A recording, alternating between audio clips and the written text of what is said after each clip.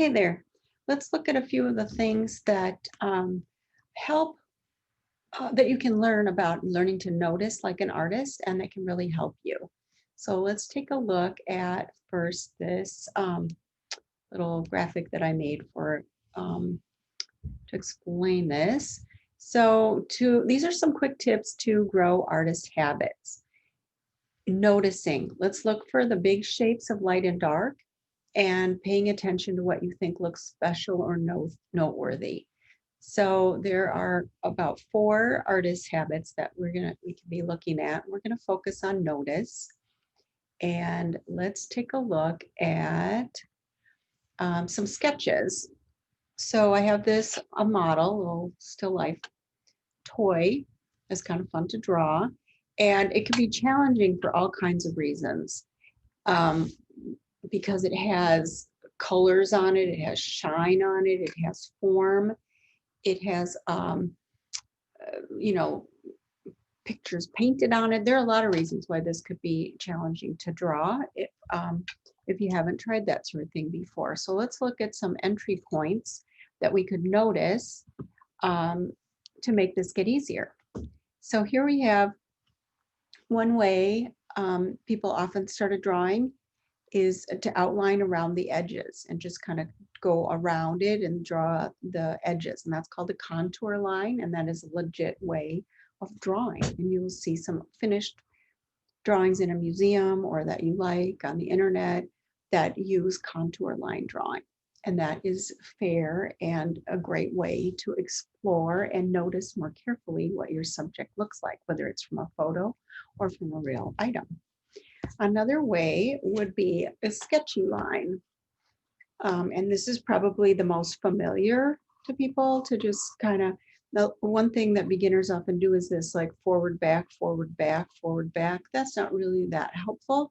And I can teach you some things to help that go better. But you're probably more familiar with a sketchy line, sort of drawing around the shape that you see. And that works because it's pretty forgiving because you can make a lot of changes easily. Another way I'd like to point out would be an analytical method where you are looking at the planes of an object. So this metal dog has a lot of depth and thickness to it. It's not flat.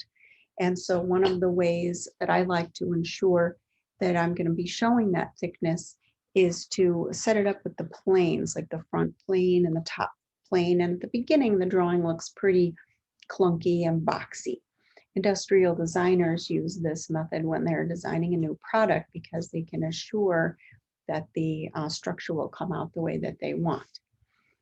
So once you arrive at the shape, a lot of people want to start to work with value. This is an example of value scale. If you've looked at a how to draw book, you see this, and someone expects you to know where to put those on your drawing. What, right?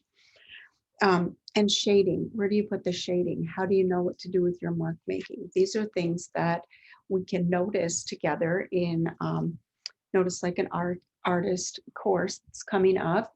And here's an example of starting to add mark making and shading to a form, an outline form that has been, explored and pretty well set up before I start to add the values and the shading.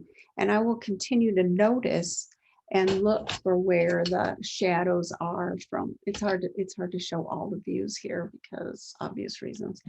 Anyway, I will continue to look at the subject to figure out where to put those. So even with a lot of experience, artists who want to keep finding out will continue to look at the subject or the photo that they're working on.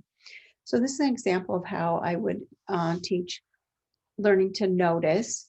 And you can, maybe your entry point or the way that you love to look at drawings is with contour line. You get to do that. That's not like more of a beginner thing than with shading.